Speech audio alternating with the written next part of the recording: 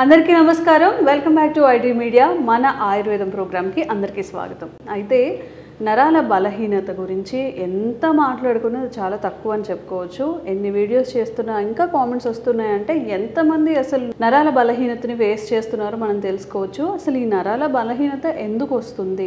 మనం చిన్నప్పుడు చూసినట్లయితే మన అమ్మమ్మో తాతయ్యో వాళ్ళు నడవడానికి కాస్త మనల్ని సపోర్ట్ తీసుకోవడం, లేకపోతే ఒక అడుగులు వేయలేకపోవడం, ఏదైనా ఇచ్చిన వాళ్ళు పట్టుకొని హోల్డ్ చేయలేకపోవడం ఇలాంటివి జరిగాయి. బట్ ఇప్పుడు చిన్నపిల్లల్లో కూడా ఈ నరాల బలహీనత వస్తుంది. ఓపిక లేకపోవడం, ఏ పని చెప్పినా నేను చేయలేని చెప్పడం, బద్ధకంగా అనిపిస్తుందనో లేకపోతే నా వల్ల కాదు, నాకు చాలా అసలు నీరసంగా ఉందని చెప్తూ ఉంటారు. ఈ ఇష్యూస్ చిన్నవాళ్ళల్లో కూడా ఎందుకు వస్తున్నాయి? ఇవి రాకుండా ఉండాలి అంటే మనం ఎలాంటి జాగ్రత్తలు తీసుకోవాలి ఈరోజు తెలుసుకుందాం. ప్రస్తుతం అంతా ఉన్నారు న్యాచురోపతిక్ డాక్టర్ షాగుప్తా గారు. నమస్తే మ్యామ్, ఎలా ఉన్నారు మ్యామ్? ఎప్పుడో 60స్లో రావాల్సినవి ఎర్లీ 30స్లో 20 ఏజ్ వాళ్ళలో చిన్న చిన్న పిల్లల్లో కూడా చూస్తుంటాం. అరే చూస్తూనే వాడు పడిపోతూ ఉంటాడు, ఎందుకురా ఏవిచ్చినా అట్లా పడేస్తూ ఉంటావు, నీకు హోల్డ్ చేయడానికి అవ్వట్లేదా, పట్టుకోవడానికి అవ్వట్లేదా అని అంటూ ఉంటారు.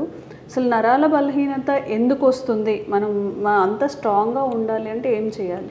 సో స్పెషల్లీ ఈ జనరేషన్లో ప్రత్యేకంగా మనము పురాతన కాలంలో చూస్తే నరాల బలహీనత అంటే 60, 70, 70 దాటిన తర్వాత వచ్చేవి. అందులో కూడా చాలా వరకు రేర్ తిమ్మిర్లు ఉండేవి. ఈ మధ్య కాలంలో చిన్నపిల్లని అడిగినా చెయ్యి తిమ్మిరి పట్టేసింది, కాలు తిమ్మిరి పట్టేసింది, లెథార్జిక్గా ఏదైనా పని చేయడానికి కూడా బాడీ అనేది సహకరించదు. ఎందుకంటే ఇప్పుడు నరాల బలహీనత రావడానికి మేజర్ కారణం 3 విటమిన్స్ అని చెప్తానండి. Vitamin B12, B complex vitamins తగ్గిపోయాయా, నవ్వుకు స్ట్రెంథింగ్ ఉండదు. డి విటమిన్ చాలా ఇంపార్టెంట్. డి విటమిన్ మనకు మెయిన్ ఇంపార్టెంట్ కాల్షియం ఒకటి, డి విటమిన్ ఒకటి, అండ్ స్పెషల్లీ B12 ఒకటి, అండ్ ఇంకా కొద్దిగా మనం చూస్తే ఐరన్ డెఫిషియన్సీ. ఈ 4 డెఫిషియన్సీస్లో మన బాడీలో ఎప్పుడైతే తక్కువ అయిపోతాయో డెఫినెట్గా మనకి వయసుతో సంబంధం లేకుండా ప్రతి ఒక్కరికి ఇప్పుడు 20 to 30 years వాళ్ళని తీసుకుంటే సయాటికా పెయిన్, బ్యాక్ పెయిన్, మోకాలు నొప్పులు, సర్వైకల్ స్పాండిలైటిస్ ఒకటి కాదు, మ్యాక్సిమం లిస్ట్ తీస్తే రాస్తుంటే చెప్తూనే ఉంటారు నొప్పులు. అలా అయిపోయాయి. ఎందుకు అంటే మనం తీసుకుంటున్నాం. ఇప్పుడు మనం ఏదైతే ఇప్పుడు మనం మునక్కాయల గురించి మాట్లాడుతున్నాం. మునక్కాడలో సుప్రీం వెజిటబుల్ ఇది యాక్చువల్లీ. మునక్కాడలు కానీ, మునగాకు కానీ, మునక్కాయ లోపల మనం మునక్కాడిని కోస్తే లోపల విత్తనం ఉంటుంది చూడండి, ఆ విత్తనం కూడా బ్లడ్ని ప్యూరిఫై చేసి నర్వ్స్కి స్ట్రెంథనింగ్ యూజ్ చేస్తాం. అంత సుప్రీం ట్రీ కింద కన్వర్ట్ మనం మాట్లాడతాం దీన్ని. సో ఇదంతా తీసుకుంటున్నాం, కానీ అయినా డెఫిషియన్సీ ఎందుకు వస్తుంది? చాలా మంది అంటుంటారు. ఇప్పుడు మనం మునగాకు గురించి మాట్లాడతాం, మాకు అందరికి తెలుసు మేడం మేము వాడుతున్నాం, కానీ మాకు తగ్గట్లేదు అంటుంటారు. సో ఎందుకు తగ్గట్లేదు అని చూస్తే తింటున్న న్యూట్రిషన్ కంటే జంక్ ఫుడ్ ఎక్కువ అయిపోతే ఎక్కడ మనకి బ్యాలెన్స్ చేయగలుగుతాం? ఇప్పుడు మనం మంచి ఫుడ్ తీసుకున్నాము, స్టమక్ లో ఉంది, దానికి సమానంగా కూడా ఇంకా కొద్ది మంచి ఫుడ్ యాడ్ చేస్తే రెండు కలిసి న్యూట్రిషన్ కింద కన్వర్ట్ అయ్యి బాడీ యూటిలైజ్ చేసుకుంటుంది. మధ్యాహ్నం చక్కగా మునగాకు పప్పు తినేసి ఈవినింగ్ మంచూరియాలు అవి తింటూ ఉంటారు, బెనిఫిట్ ఉండదు. నేను అదే అంటున్నా.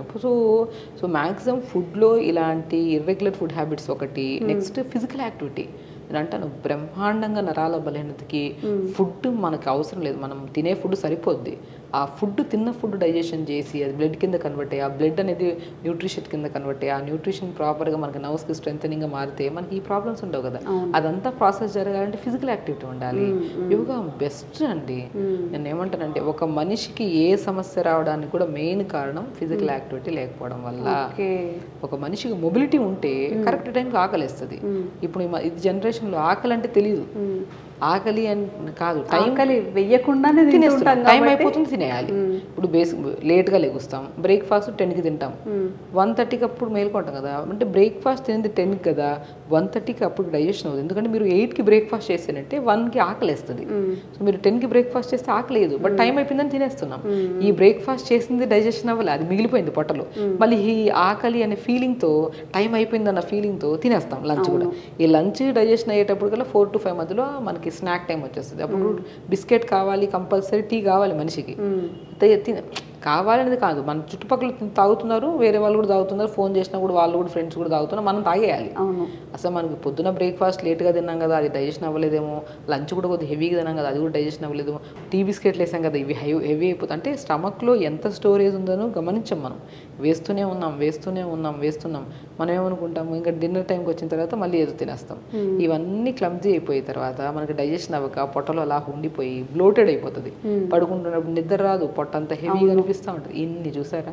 నేనేమంటుంటే ఆ ఫుడ్ని మార్నింగ్ పూట లేగండి, లేచిన తర్వాత మంచిగా బ్రేక్, ఇప్పుడు నర్వ్ ప్రాబ్లంలో specially back pain, knee pain, sciatic pain, any kind of pains joints సంబంధించి ఉంటే దాన్ని మనం ఏం చేయాలి, మీరు ఇవన్నీ ఇప్పుడు నేను మునక్కాడల గురించి చెప్పాను, దీంట్లో విటమిన్స్, మినరల్స్ ఒకటి కాదు కౌంట్ చేస్తా వెళ్తే ఎన్నో రకాలు అన్నీ, ఇప్పుడు మనం పాలలో దొరికేవి అవునా, సో మనం నాన్ వెజ్లో దొరికేవి అన్ని ప్రోటీన్స్, విటమిన్ అన్నీ అండి, కౌంట్లెస్ అన్నీ ఉంటాయి మునక్కాడలో.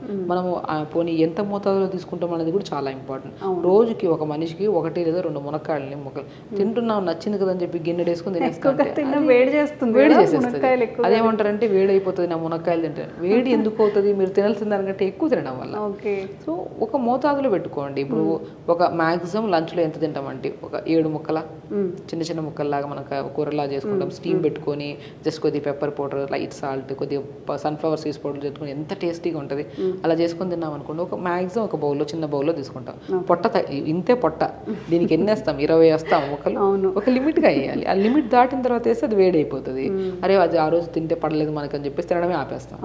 సో అలా కాదు, మనము ఈరోజు మునక్కాయలు తిన్నామా, ఓ రోజు పాలకూర తిన్నామా, ఓ రోజు మెంతి కూర తిన్నామా, ఓ రోజు సొరకాయ తిన్నామా, ఓ రోజు బీరకాయ, ఓ రోజు కాగా, అన్నిట్లో ఉంటాయి విటమిన్స్. కానీ ఎంత మోతాదులో తింటున్నాం అనేది చాలా ఇంపార్టెంట్.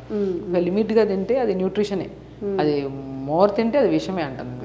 సో అలాగా లంచ్ టైం, మార్నింగ్ బ్రేక్ఫాస్ట్ టైంలో మంచిగా జావ చేసుకోండి. రాజగిరా సీడ్స్ అంటారు, నర్వ్ స్ట్రెంథనింగ్. అది ఒకటి మునక్కాడల గురించి మనం మాట్లాడదు. రాజగిరా సీడ్స్ అంటే తోటకూర విత్తనాలు దొరుకుతాయి మనకి, చాలా ఫేమస్ ఈ మధ్య కాలంలో. రాజగిరా సీడ్స్ అంటే ఒక్కొక్క ఏరియాలో ఒక్కొక్క పేరును పెడతారు. తోటకూర విత్తనాలు, మన తెలుగులో అయితే తోటకూర విత్తనాలు అంటారు. అవి చిన్న చిన్నగా ఉంటాయి, అవి పెనం మీద వేసి ఇలా వేపితే పాప్కార్న్ లాగా ఊడిస్తాయి, పేలాగా. దాన్ని లడ్డూలాగా కూడా చేసుకొని తింటుంటారు. బట్ నేనేమంటే దాన్ని బ్రేక్ఫాస్ట్ రూపంలో తీసుకోండి మార్నింగ్ టైమ్స్. కొద్దిగా జొన్న పిండి, రాగి పిండి, రాజగిరా పిండి మూడింటిని కలిపేసుకొని మార్నింగ్ దాంట్లో దోశలాగా చేసుకోండి.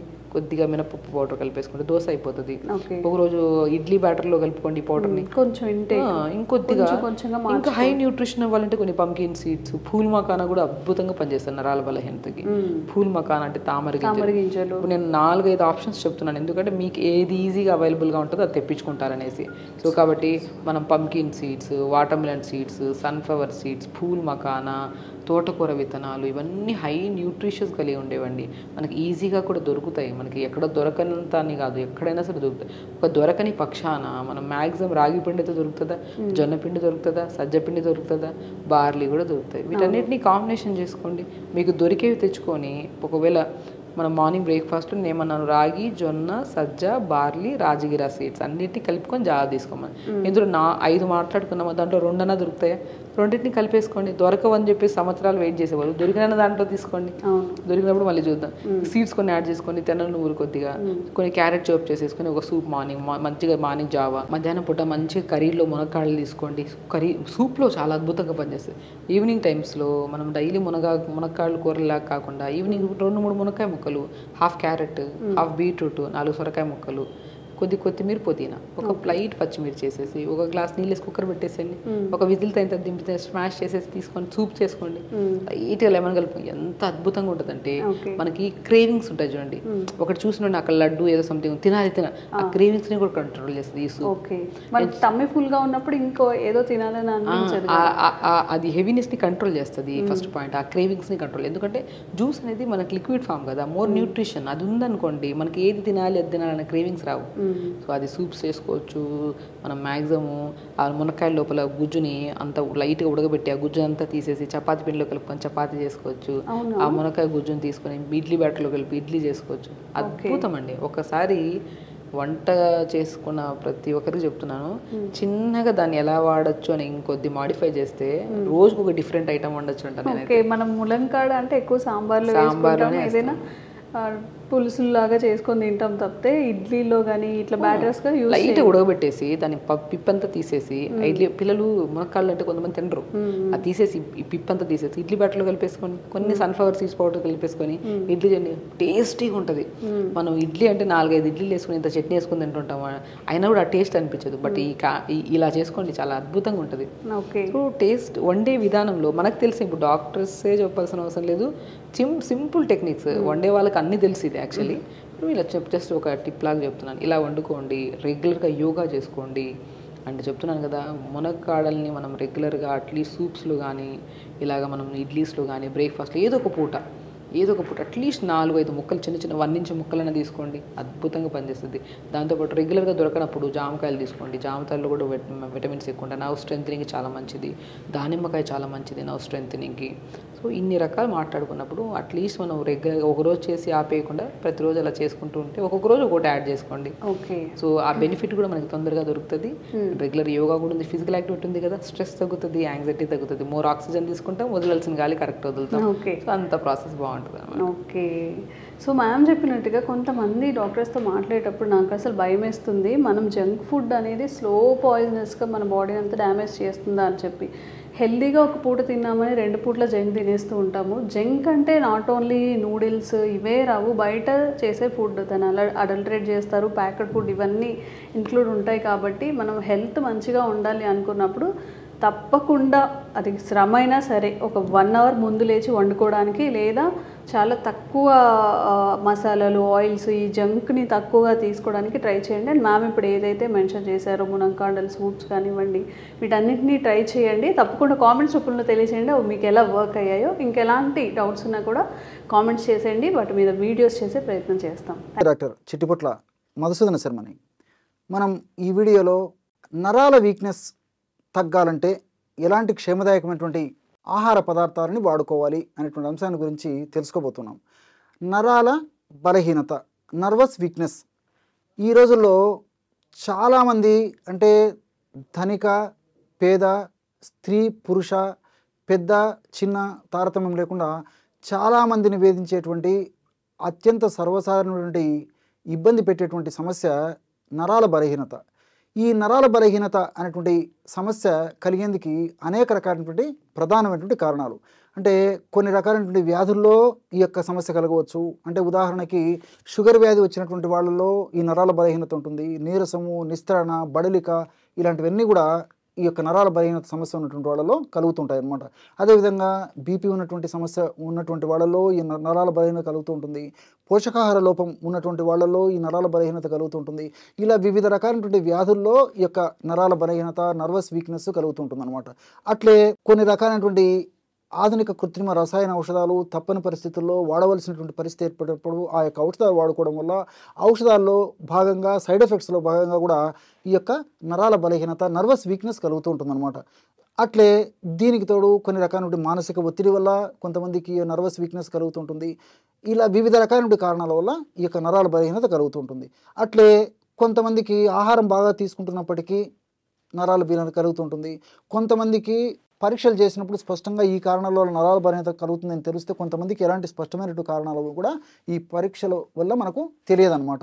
ఇలా వివిధ రకాలైన కారణాల వల్ల ఈ నరాల బలహీనత కలిగినప్పుడు నీరసము, నిస్త్రణ, బడలిక, కాళ్ళు చేతులు విపరీతమైన పోట్లు, సలుపులు, బాధ, చిన్న పనికే అలసిపోవడము, ఈ విపరీతమైనటువంటి నీరసం ఉండేటువంటి పరిస్థితి ఏర్పడుతూ ఉంటుందన్నమాట.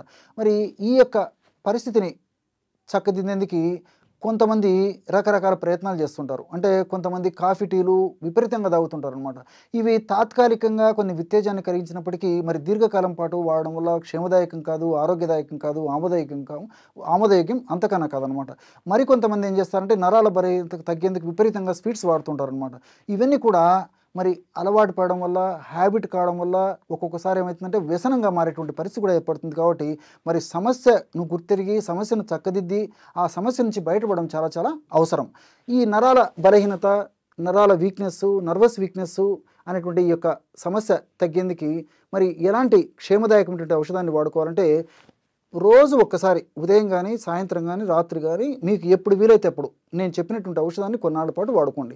ఎలాగంటే 100 మిల్లీలీటర్ల నీళ్లు తీసుకోండి. 100 మిల్లీలీటర్ల నీళ్ళల్లో 2 లేదా 3 లవంగాలను నలగొట్టేసేసి అందులో వేసేయండి. అదేవిధంగా ఒక 10 తులసాకులు అందులో వేసేయండి. వీటితో పాటు ఒక చిటికెడు పచ్చకర్పూరం, బాగా గుర్తుపెట్టుకోండి. హారతి కర్పూరం కానీ, ఉంట కర్పూరం కానీ వాడకూడదు. పచ్చకర్పూరం అంటే మనం సువాసన ద్రవ్యంగా ముఖ్యంగా ఆహార పదార్థాల్లో, వంటకాల తయారీలో పచ్చకర్పూరం వాడుతుంటాం. అంటే లడ్డూ తయారీలో కానీ, పాయసం తయారీలో కానీ, హల్వా తయారీలో కానీ, ఇలాంటి స్వీట్ల తయారీలో వాడుతుంటాము. కాబట్టి ఈ పచ్చకర్పూరాన్ని మనం కడుపులోకి వాడేటప్పుడు వాడుకోవాలన్నమాట. ఒక చిటుకు పచ్చకర్పూరం వేసేసి మూత పెట్టేసేసి ఒక్క 15 నిమిషాలు అలాగే ఉంచేసేసి తర్వాత ఆ యొక్క పదార్థం అంటే తులసాకులు వాటిని తినేసేసి మిగతా నీళ్ళని తాగేసేయారనమాట. ఈ విధంగా చేయడం వల్ల ఈ నరాల బలహీనత, నర్వస్ వీక్నెస్, నీరసము, నిస్సరణ, బడలిక ఇవన్నీ కూడా చాలా త్వరగా తగ్గేందుకు అవకాశం ఏర్పడుతుంది. ఇది జనరల్గా మీరు పాటించవలసినటువంటి ఆహార ఔషధం, వాడవలసినటువంటి ఆహార ఔషధం. మరి ఆహార పరంగా కూడా జాగ్రత్తలు తీసుకోవాలి. ఈ రోజుల్లో చాలామంది మంచి ఆహారం తీసుకుంటున్నారు, అదేవిధంగా వేళకు నిద్రపోయేటువంటి పరిస్థితి ఏర్పడుతుంది. మంచి ఆహారం తీసుకుంటున్నారంటే వాళ్ళ అభిప్రాయంలో మంచి ఫుడ్ తీసుకుంటున్నామని అనుకుంటున్నారు, కానీ ఆ మంచి ఆహారం అని భావించబడేటువంటి ఆహారంలో కూడా పోషక లోపం చాలా ఉందంటే ఆశ్చర్యం వేస్తుంది. ఇప్పుడు ఈ సందర్భంలో నాకు ఒక విషయం గుర్తొస్తుంది. ఈ రోజుల్లో మనం బియ్యంతో చేసినటువంటి, గోధుమలతో చేసినటువంటి ఆహార పదార్థాలు ఎక్కువగా వాడుతున్నాం. సో పాలిష్డ్ ఫుడ్డు, రీఫైన్డ్ ఫుడ్డే వాడుతున్నాం అనమాట. ఎప్పుడైతే బియ్యాన్ని పాలిష్ పడతామో అప్పుడు అందులో పోషకాంశాలు ఆల్మోస్ట్ మృగ్యం, అంటే కేవలము పిండి పదార్థాలు తప్ప ఏమి ఉండేటువంటి పరిస్థితి ఏర్పడుతుంది, ఏమి ఉండనటువంటి పరిస్థితి ఏర్పడుతుంది. అదేవిధంగా గోధుమలతో తయారు చేసినటువంటి గోధుమ పిండి కానీ, మైదా పిండి కానీ వీటిలో కూడా పాలిష్డ్. సో అందులో కూడా కేవలం పిండి పదార్థాల ప్రభావం తప్ప మనకి ఈ యొక్క పోషకాంశాలు ఉండవన్నమాట. దీంతోపాటు మరి బొంబాయి రవ్వ, గోధుమ నూక ఇలాంటివి కూడా ఆల్మోస్ట్ అందులో కూడా ఈ యొక్క పోషకాంశాలు, ముఖ్యంగా సూక్ష్మ పోషకాలు ఉండవన్నమాట. కాబట్టి మరి ఈ రోజుల్లో జాగ్రత్త పడడం కొంతమందికి సాధ్యం కాదు, ఎక్కువ శాతం మంది కూడా సాధ్యం కానటువంటి పరిస్థితి కూడా ఎదురైంది. కాబట్టి మరి వీలైనంత వరకు ముడి బియ్యంతో చేసినటువంటివి, ముడి గోధుమలతో చేసినటువంటి ఆహార పదార్థం తీసుకోవడం ద బెస్ట్ ప్రాసెస్, ప్రాక్టీస్ చేయడం మంచిది. తప్పని పరిస్థితుల్లో దీనికి ప్రత్యామ్నాయంగా ఏం చేస్తారంటే తవుడు. సో సర్వసాధారణంగా పూర్వకాలం అయితే తవుడు ఉన్నటువంటి, అంటే బియ్యము ముడి బియ్యం వాడేవాళ్ళు కాబట్టి ఆ రోజుల్లో ఈ నరాల బలహీనత ఉండేది కాదు. కానీ ఈ రోజుల్లో మనం అస్సలైనటువంటి పోషకాంశం ఉన్నటువంటి ప్రధానమైనటువంటి వాటిని కూడా పక్కన పెట్టేసేసి కేవలము పిండి పదార్థం ఉన్నటువంటి బియ్యాన్ని, గోధుమలు వాడుకోవడం చేతనే ఈ పద్ధతి కలుగుతుంది. కాబట్టి మైక్రోన్యూట్రియంట్, సూక్ష్మ పోషకాలు తవుడులో విపరీతంగా ఉంటాయి. కాబట్టి మరి ఆ తవుడును మనకు మార్కెట్లో కూడా దొరుకుతుంది. కాబట్టి తవుడును తెచ్చుకొని ఏదో ఒక రూపంలో రోజు 1 నుండి 2 చెంచాలు మనం పులకాల్లో తవుడు కలుపుకోవచ్చు, తవుడు పొడి. అదేవిధంగా అన్నంలో కలుపుకొని తీసుకోవచ్చు, స్వీట్స్లో కలుపుకోవచ్చు, పాలల్లో కలుపుకోవచ్చు, మజ్జిగలో కలుపుకోవచ్చు. లేకపోతే తవుడు తర్వాత ఖర్జూరం కాస్త తేనె కలిపేసేసి ఉంటలాగా చేసుకొని రోజు ఒక ఉంట తీసుకోవచ్చు. ఇలా ఏదో ఒక పద్ధతిలో తవుడును వాడుకోవడం వల్ల ఇంచుమించు 40 రోజులు రెగ్యులర్గా వాడుకోవడం వల్లనే చాలా అద్భుతమైనటువంటి ఫలితాలు కలిగినట్లు చాలామంది ఫీడ్బ్యాక్ ద్వారా కూడా మాకు తెలుస్తుంది అనమాట. కాబట్టి తవుడును తప్పనిసరిగా ఆహారంలో ఒక భాగంగా చేసుకుంటే చాలా వరకు చాలామందిలో 100లో 99% మందిలో కూడా ఈ యొక్క నరాల బలహీనత సమస్య నుంచి చెక్ పెట్టడానికి అవకాశం ఏర్పడుతుంది. కాబట్టి ఫ్రూట్స్ జ్యూసెస్లో కూడా ఈ తవుడు వాడుకోవచ్చు. తర్వాత స్ప్రౌట్స్, మొలకెత్తిన విత్తనాల్లో ఈ తవుడు వాడుకోవచ్చు. కాబట్టి మీకు ఎలా వీలైతే అలాగా రోజు 1 నుంచి 2 టీ స్పూన్లు ఈ తవుడును మాత్రం ఖచ్చితంగా వాడేటువంటి అలవాటు చేసుకోవడం వల్ల ఈ నరాల బలహీనత ఉన్నటువంటి సమస్య తగ్గిపోతుంది. భవిష్యత్తులో కూడా ఈ నరాల బలహీనత సమస్య రాకుండా ఉండేందుకు అవకాశం ఏర్పడుతుంది. ఎందుకంటే ఇక్కడ మరొక విషయం కూడా నాకు గుర్తొస్తుంది. ఇప్పుడు మనం ఆహార పదార్థాల్లో భాగంగా విపరీతంగా ఆహారం తీసుకుంటున్నాం. చాలామంది 100లో 99% మంది కూడా జరిగేది ఇది. మరి కడుపు నిండా అన్నం తినేటువంటి పరిస్థితి ఏర్పడుతుంది. రోటీ, చపాతీ లాంటివి కూడా ఎక్కువగా తీసుకునేటువంటి పరిస్థితి ఏర్పడుతుంది. ఇవన్నీ కూడా పిండి పదార్థాలు. పిండి పదార్థాలు తీసుకున్నప్పుడు సహజంగా పిండి పదార్థాల వల్ల శక్తి వస్తుందని చెప్పేసి మనకు సర్వసాధారణంగా తెలిసినటువంటి విషయం. కానీ పిండి పదార్థాలు మనం తీసుకున్నప్పుడు ఆ పిండి పదార్థాలు శక్తిగా మారడానికి కొన్ని విటమిన్స్ అవసరం అన్నమాట. B1, B6, B12 ఇలాంటివన్నీ కూడా అవసరం. కాబట్టి మరి ఇలాంటి పోషక ద్రవ్యాలన్నీ ఉన్నటువంటి పదార్థాలు కావాలంటే మనం తవుడు ఇలాంటివి వాడుకోవాలన్నమాట.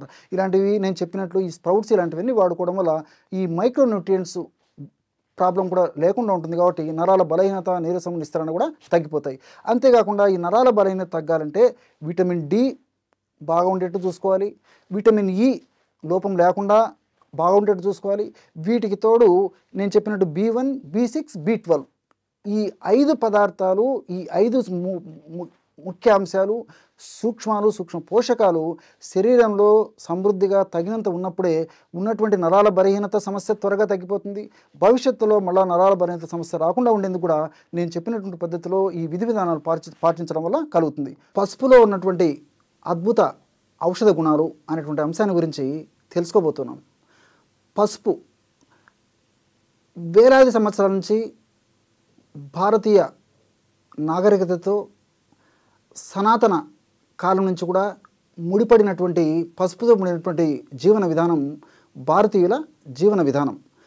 పసుపును మంగళకర ద్రవ్యంగా భావించడం వలనే పూజాది కార్యక్రమాల్లో పసుపును వాడడం, అదేవిధంగా నోములు, వ్రతాలు, పెళ్ళిళ్ళు, పేరెంటాలు ఇలాంటి కార్యక్రమాల్లో పసుపును వాడడం, ఇలాంటి సందర్భాల్లో కూడా పసుపును మనం వాడుతూ ఉంటాం అన్నమాట. అంతేకాకుండా మంగళప్రదమైనటువంటి ద్రవ్యమైనటువంటి ఈ పసుపును సౌందర్యమైనటువంటి పరమైనటువంటి ఇబ్బందులు ఎదురైనప్పుడు ఒక సౌందర్య సాధనంగా పసుపును వాడేటువంటి సాంప్రదాయం మన భారతదేశంలో ఉంది. అంతేకాకుండా వివిధ రకాలైనటువంటి అనారోగ్య సమస్యలు మనల్ని చుట్టుముట్టినప్పుడు ఆ పసుపును మనం సద్వినియోగం చేసుకోవడం వల్ల ఆ అనారోగ్య సమస్యల నుంచి కూడా బయటపడవచ్చు. కాబట్టి పసుపు కేవలము మంగళప్రదమైనటువంటి ద్రవ్యమే కాకుండా సౌందర్య సాధనంగాను, అదేవిధంగా అనేక రకాలైనటువంటి వ్యాధులను తగ్గించేటువంటి ఔషధంగాను ఉపయోగపడుతుందంటే అతిశయోక్తి కాదు. వీటినన్నింటినీ దృష్టి ఉంచుకొని మన మహర్షులు వేలాది సంవత్సరాల క్రితమే ఈ పసుపుకు వివిధ రకాలైనటువంటి పేర్లను చెప్పడం జరిగింది. అంటే క్రిమిజ్ఞ అనేటువంటి పేరు పసుపు ఇవ్వడం జరిగింది. అంటే అనేక రకాలైనటువంటి క్రిములను హరింపజేసేటువంటి అత్యంత శక్తివంతమైనటువంటి పదార్థాలు ఇందులో ఇమిడి ఉండడం చేత క్రిమిజ్ఞ అనేటువంటి పేరు దీనికి పెట్టడం జరిగింది సంస్కృతంలో. అట్లే యోషత్ ప్రియ అనేటువంటి మరొక పేరు కూడా ఉంది. అంటే స్త్రీలకి ఇష్టమైనటువంటిది కాబట్టి యోషత్ ప్రియ అనేటువంటి పేరు ఈ యొక్క పసుపుకి ఉందన్నమాట. అట్లే కాంచని అనేటువంటి మరొక పేరు కూడా ఉంది. అంటే కాంచని అంటే బంగారు వర్ణంతో ఈ పసుపు ఉండడం చేత కాంచని అనేటువంటి పేరు ఉందన్నమాట. ఈ పసుపుని హల్దీ అనేటువంటి పేరుతో మామూలుగా హిందీలో పిలుస్తుంటారు, టర్మరిక్ అనేటువంటి పేరుతో ఇంగ్లీష్లో పిలుస్తుంటారు అనమాట. సర్వసాధారణంగా సంస్కృతంలో అయితే వైద్యపరంగా ముఖ్యంగా హరిద్ర అనేటువంటి పేరుతో, రజని అనేటువంటి పేరుతో కూడా పిలుస్తూ ఉంటారనమాట. మరి ఈ యొక్క పసుపుని వివిధ రకాలైనటువంటి అనారోగ్య సమస్యలకి మనం ఎలా వాడుకోవాలంటే ముఖ్యంగా అలర్జీకి సంబంధించినటువంటి సమస్యల గురించి మనం ఆలోచించినట్లయితే ముక్కు దిబ్బడగా ఉండడము, ముక్కులు దురదగా పెట్టడము, ముక్కుల నుంచి రసీలాగా కారుతుండడము, తర్వాత ముక్కు నుంచి గాలి సరిగ్గా ఆడకపోవడము, అట్లే ఈ యొక్క ప్రభావం చేత కళ్ళు దురదగా ఉండడము, కళ్ళు ఎర్రగా ఉండడము, కళ్ళు నుంచి నీళ్లు కారుతూ ఉండడము, తుమ్ములు వస్తూ ఉండడము, ముఖ్యంగా రాత్రిపూట గాలి ఆడకుండా శ్వాసతో ముక్కు ద్వారా శ్వాస తీసుకోవడం వదలడం చాలా ఇబ్బంది ఉండడము, ఇలాంటి అనేక లక్షణాలు కలుగుతుంటాయి అన్నమాట. కొంతమందిలో తాత్కాలికంగా కలిగితే కొంతమందికిలో మాత్రం దీర్ఘకాలం పాటు కూడా వేధించేటువంటి పరిస్థితి ఏర్పడుతుంటుంది. కొంతమందిలో సీజన్లో విపరీతంగా వేధించేటువంటి పరిస్థితి ఏర్పడుతుంటుంది. ఏది ఏమైనప్పటికీ అలర్జీ, ఈ యొక్క అలర్జీ ఒక పట్టాన వదలదనమాట. వ్యాధి నిరోధక శక్తి తక్కువగా ఉన్నటువంటి వాళ్ళలో ఈ సమస్య మరీ జటిలంగా ఉంటుంది. మరి వ్యాధి నిరోధక శక్తి పెరిగి ఈ యొక్క సమస్య తగ్గి మరలా భవిష్యత్తులో పునరావృతం కాకుండా ఉండేందుకు, అంటే ఈ అలర్జీ మరలా పునరావృతంగా కాకుండా ఉండేందుకు ఈ పసుపు చాలా చక్కగా ఉపయోగపడుతుంది. మరి పసుపుని ఎలా మనం సద్వినియోగం చేసుకోవాలంటే స్వచ్ఛమైనటువంటి పసుపు, అంటే పసుపు కొమ్మలు దంచి తయారు చేసుకున్నటువంటి పొడి ఒక 5 గ్రాములు, జాజిక్ పసుపు పొడి ఒక 5 గ్రాములు, జాపత్రి పొడి ఒక 5 గ్రాములు, లవంగాల పొడి 5 గ్రాములు, ఈ 4 పదార్థాలతో పాటు ఈ 3 పదార్థాలతో పాటు దాల్చిన చెక్క పొడి 5 గ్రాములు, పసుపు పొడి, జాపత్రి పొడి, లవంగాల పొడి, తర్వాత దాల్చిన చెక్క పొడి, ఈ 4 పదార్థాలు ఒక్కొక్కటి 5 గ్రాములు తీసుకోవాలన్నమాట. ఈ 4 పదార్థాలు బాగా కలిపేసేసి ఒక గాజు సీసాలో నిల్వ ఉంచుకొని రోజు ఉదయం పరిగెడుపున ఒక్కసారి, అదేవిధంగా సాయంత్రం 5 నుంచి 7 గంటల మధ్యలో మరొకసారి ఈ యొక్క ఔషధాన్ని వాడుకోవాలి. ఎలాగంటే చాలా తక్కువ ప్రమాణమే వాడుకోవాలన్నమాట. అంటే దాదాపు 5-6 చిటికెల పొడి, చిటిక అంటే తెలుసు కదా, పించ్ అనమాట. అంటే ఈ 2 వేళ్లతో పట్టుకుంటే ఈ 2 వేళ్ల మధ్యలోకి ఎంత పౌడర్ వస్తుందో అంతగా అనమాట. కాబట్టి మ్యాక్సిమం 5 చిటికెలు లేదా మ్యాక్సిమం 7 చిటికెల వరకు కూడా వాడుకోవచ్చు అనమాట. అంతకంటే ఎక్కువ ఈ యొక్క ఔషధాన్ని వాడవలసినటువంటి అవసరం ఉండదు. ఈ పద్ధతిలో యొక్క ఔషధాన్ని తీసుకొని తగినంత స్వచ్ఛమైనటువంటి తేనె కలిపేసి రంగరించేసేసి చప్పరించేసేయాలి. ఇంతే. ఉదయం ఒక్కసారి, సాయంత్రం ఒక్కసారి.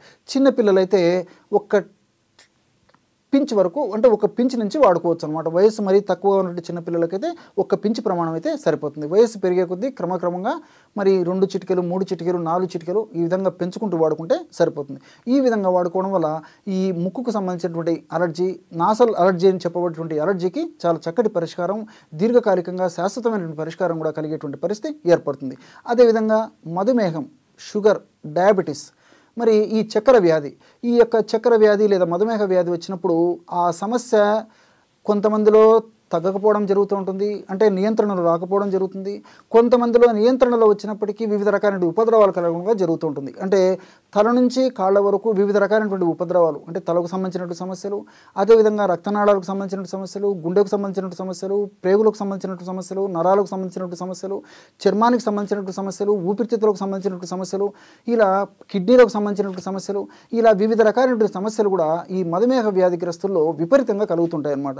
మరి ఈ యొక్క సమస్య రాకుండా ఉండేందుకు, అదేవిధంగా మధుమేహం నియంత్రణ ఉండేందుకు కూడా ఈ పసుపు చాలా చక్కగా ఉపయోగపడుతుంది అన్నమాట. ఎలా వాడుకోవాలంటే, పసుపు కొమ్మలను దంచి తయారు చేసుకున్నటువంటి చూర్ణం ఒక 100 గ్రాములు తీసుకోండి. అట్లే ఉసిరిక చూర్ణం, ఆమ్ల చూర్ణం ఒక 100 గ్రాములు తీసుకోండి. ఈ 2 పదార్థాలు బాగా కలపడం వల్ల 200 గ్రాముల ఔషధం తయారవుతుంది అనమాట. ఈ ఔషధాన్ని ఒక గాజు సీసాలో నిల్వ ఉంచుకొని రోజు ఉదయం ఒక్కసారి, సాయంత్రం ఒక్కసారి, ఆహారం తర్వాత అంటే ఒక 10 నిమిషాల తర్వాత ఒక 50 ml నీళ్ళలో ఒక అర టీ స్పూన్ వరకు మ్యాక్సిమం, అంటే 2 నుంచి 3 గ్రాముల వరకు తీసుకోవాలి. మ్యాక్సిమం అంతకంటే అవసరం ఉండదన్నమాట. కాబట్టి 2 నుంచి 3 గ్రాముల వరకు ఆ యొక్క చూర్ణాన్ని నీటిలో కానీ లేదా కాస్త మజ్జిగలో కానీ కలిపి తీసుకుంటున్నారనమాట. ఈ విధంగా తీసుకోవడం వల్ల మధుమేహం నియంత్రణలో ఉండడమే కాకుండా మధుమేహం వల్ల వచ్చేటువంటి ఉపద్రవాలు కూడా త్వరగా తగ్గేందుకు అవకాశం ఏర్పడుతుంది. అలాంటి ఉపద్రవాలు రాకుండా కూడా ఈ యొక్క పసుపులో ఉన్నటువంటి వివిధ రకాలైన రసాయన పదార్థాలు, అదేవిధంగా ఉసిరికలో ఉన్నటువంటి రసాయన పదార్థాలు ఉపయోగపడతాయి అన్నమాట. కాబట్టి మధుమేహ వ్యాధిగ్రస్తులు దీర్ఘకాలం పాటు కూడా వాడదగ్గ దివ్యమైనటువంటి, క్షేమదాయకమైనటువంటి, సైడ్ ఎఫెక్ట్స్ ఏమీ లేనటువంటి, అన్ని సైడ్ బెనిఫిట్స్ ఉన్నటువంటి దివ్యమైనటువంటి ఔషధం ఈ యొక్క పసుపు ఉసిరికతో కలిపి తయారు చేసుకున్నటువంటి ఔషధం. అట్లే చర్మ వ్యాధులు తరుణ వ్యాధులు ఉంటాయి, దీర్ఘకాలికమైనటువంటి వ్యాధులు ఉంటాయి. ముఖ్యంగా తరుణ వ్యాధులు అంటే గజ్జి, తర్వాత ఈ దురదలు, ఇలాంటి కొన్ని తరుణ వ్యాధులు ఉంటాయి. అదేవిధంగా సోరియాసిస్, ఎగ్జిమా లాంటి దీర్ఘకాలికమైనటువంటి వ్యాధులు కూడా ఉంటూ ఉంటాయి అన్నమాట. లైకెన్ ప్లానస్ ఇలాంటివన్నీ కూడా దీర్ఘ వ్యాధులు. మరి ఈ యొక్క తరుణ వ్యాధులు కానీ, దీర్ఘ వ్యాధులు కానీ, చర్మ వ్యాధులు ఉన్నప్పుడు ఈ యొక్క పసుపును ఎలా సద్వినియోగం చేసుకోవాలంటే, ఒక 2 లీటర్ల నీళ్లు తీసుకొని 2 లీటర్ల నీళ్ళల్లో ఒక గుప్పెడు వేపాకులు వేసేసి, అంటే స్వచ్ఛమైనటువంటి నీళ్లు తీసుకొని 2 లీటర్ల నీళ్లు ఒక గుప్పెడు వేపాకును అందులో వేసేసి బాగా మరిగించేసేసి, మరిగిన తర్వాత ఒక 50 ml నీళ్లు వడగట్టేసి పక్కన పెట్టుకొని, తర్వాత మిగతా నీళ్ళంతా వడగట్టేసేసి మనం స్నానం చేసేటువంటి ఒక బకెట్ నీళ్ళలో కలిపేసి స్నానం చేస్తుండాలి. అంతే. అంటే ఒక 2 లీటర్ల నీళ్లు తీసుకోవాలి, ఒక గుప్పెడు వేపాకులు, అదేవిధంగా మనం అనుకున్నాం కదా పసుపు కూడా కలుపుకోవాలండి. వేపాకు గురించి చెప్పాను కదా, పసుపు కూడా ఒక టీ స్పూన్ పసుపు కూడా కలిపేసేసి బాగా మరిగించేసేసి, మరిగిన తర్వాత 50 ml నీళ్లు పక్కకు తీసేసి చల్లారిన తర్వాత అది కడుపులోకి సేవించాలి. మిగతా నీళ్ళంతా ఉడగట్టేసేసి ఒక బకెట్ మనం స్నానం చేసేటువంటి నీళ్ళలో ఆ యొక్క ఔషధాన్ని కలిపేసి స్నానం చేస్తుండాలి. చూడండి ఎటువంటి సులువైనటువంటి ఔషధం. రకరకాలుగా యాంటీ హిస్టమిన్స్ వాడుతుంటారు, తప్పని పరిస్థితుల్లో మరి స్టిరాయిడ్స్ వాడేటువంటి పరిస్థితి ఏర్పడుతుంది, రకరకాల పూత మందులు వాడుతుంటారు. వీటి వల్ల మరి అంతంత ఖరీదు పెట్టినప్పటికీ తాత్కాలికమైనటువంటి ఉపశమనం కలుగుతుంటుంది. కానీ చాలామందిలో 190% మందిలో మరి దీర్ఘకాలికమైనటువంటి ఉపశమనం కలిగేటువంటి, దీర్ఘకాలికంగా నిర్మూలన జరిగేటువంటి పరిస్థితి కూడా ఏర్పడదు. కాబట్టి ఇలాంటి క్షేమదాయకమైనటువంటి ఔషధం వాడుకోవడం వల్ల చాలా చక్కటి ఫలితం సిద్ధిస్తుంది. చూశారు కదా ఎన్ని రకాలైనటువంటి ఔషధ గుణాలు ఈ యొక్క పసుపులో ఉన్నాయో మీరు ఈ వీడియోలో తెలుసుకున్నారు కదా. మరొక వీడియోలో మరొక అంశంతో మళ్ళీ కలుద్దాం. అంతవరకు నమస్కారం. మీ చిట్టిబొట్ల.